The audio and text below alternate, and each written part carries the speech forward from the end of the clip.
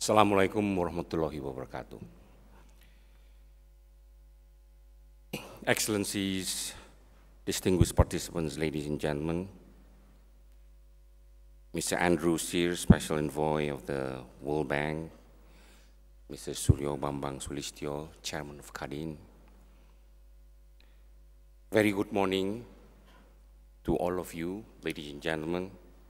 First of all, I'd like to welcome our guests today to this very special event where leaders and representatives of governments, corporations, and civil society meet and share their thoughts, their valuable experiences, and their passion to strive for a common goal, a more sustainable future for all. I also would like to extend my greetings to my colleague, Lasse Gustav, the Executive Director of WWF International, and also to my fellow board members of WWF Indonesia. I would like also to thank to our co-host, the Minister of Environment, who just gave his keynote speech, Mr. Professor Gusti Muhammad Hatta, and also Chairman of BKPM, Mr. Gita Wirawan, and the Executive Director of Global Initiative, Tony Goulet. Thank you for the excellent partnership to bring all of us here today. Ladies and gentlemen, as human beings, we have achieved marvelous deeds and advances in the realm of art, technology, sciences. We've also created and developed complex economic and social systems to sustain our lives. However, we have not always taken into account the natural limits of our planet, nor we have done this always in equitable ways. Some of us got more than others, and our natural resources have often been overexploited. We are now beginning to see the impact of climate change and escalating footprints around the globe, melting glaciers, rising sea levels, more severe storms, higher floods, extreme seasonal weather. In this month, April 2011, millions of hairy caterpillar infested regions across Java, Bali, and Nusa Tenggara. In the past weeks, the invasion has begun appearing in large numbers in Jakarta. Scientists believe it is caused by the climate change. And we also experience high commodity prices, food and energy crisis, growing population, and an increasing demand over limited resources. While we are still seeing the full climate change story unfold, our common future is already made uncertain by the consequences of our own economic ways.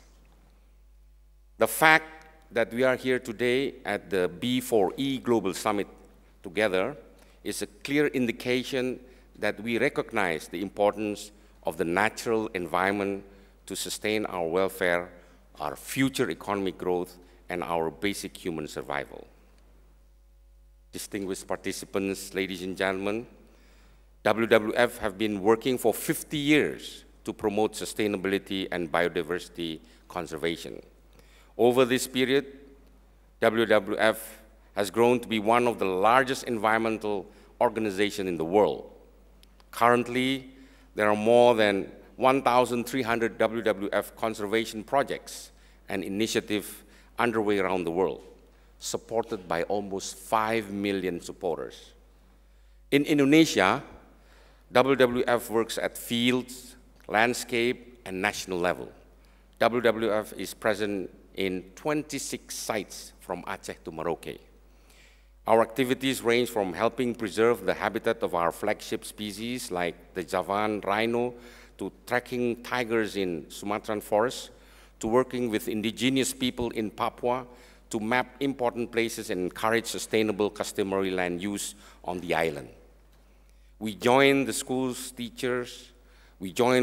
teachers and students to make sure that the educational curriculum promotes sustainable development and the environment. We support companies committed to greening their ways in important conservation landscapes in Kalimantan, Papua, Java, Sumatra, and facilitate a fair market chain for community products that might show up on the shelves of your favorite supermarket. Almost all our conservation work involves partnership. We team up with government, lawmakers, scientists, village elders, international and local NGOs, and certainly business communities. Particularly in our work with private sector, WWF believes in being forward-looking, innovative, and solution-oriented. We work with corporations to improve management and adopt best pro-environment practices through various initiatives, like the Forest Trade Network, Seafood Savers, Green Office, and the Heart of Borneo's Green Business Network. The collaboration with businesses is a mutually beneficial partnership. It helps us magnify our impact and achieve our conservation goals by increasing businesses' commitment to sustainable development and environmentally sound corporate practices. This, in turn, helps boost the corporate brand, wins customer loyalty. Ladies and gentlemen, I'm very delighted to see so many friends here. Our friends from global and national partners from various groups and sectors. We've been working together, synergizing efforts, nurturing passion and perseverance to pursue our shared dream. I'm sure that in this summit, we will again come together and join hands to renew our commitment and pledge to take into account biodiversity and environmental conservation in business for sustainable economic growth. These pledges and commitments have to go beyond slogan and beautiful words for marketing purposes to become reality and show clear result on the ground. To accomplish this, corporation cannot work alone. The civil society and NGOs are more than willing to partner with you. This year is the International Year of Forests. Forest conservation needs to become part of our ways as corporation, as businesses accountable to our planet and natural capital. We reach out to your support to halt degradation and depletion of forests and move towards the zero net deforestation and forest degradation goal by 2020.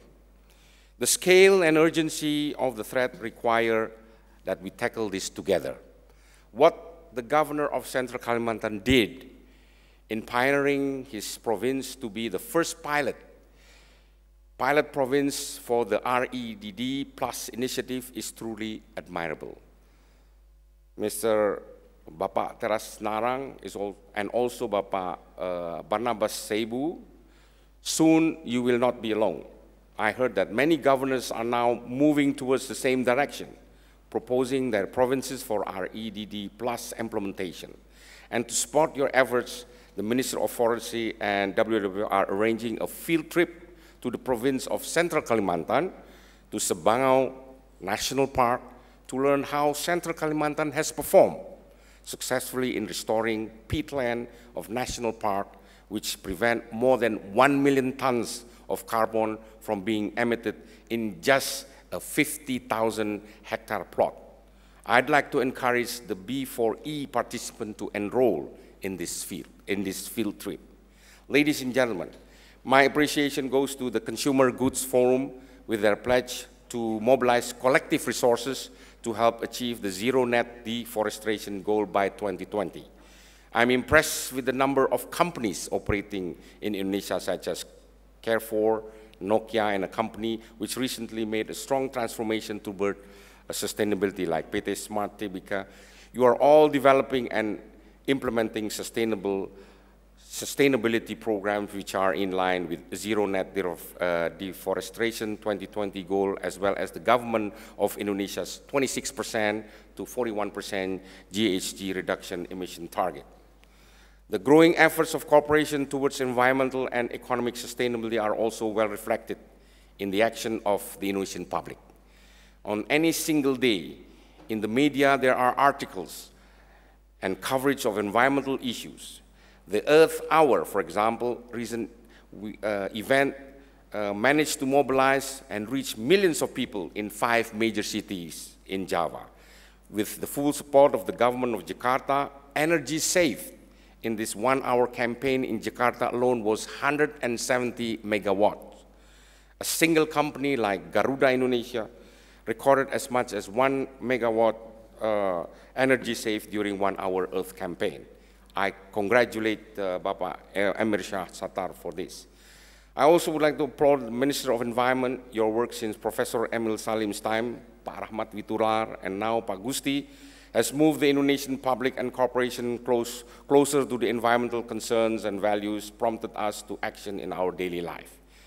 The bold Indonesia pledge of 26% and 41% emission reduction targets resonate well in our society and the business world. The people, media, corporation governors, and even international community, with a special note to His Excellency, even home, the Ambassador of Norway, you are here to show your support to Indonesia. And I'm looking forward to hearing many pledges in this summit.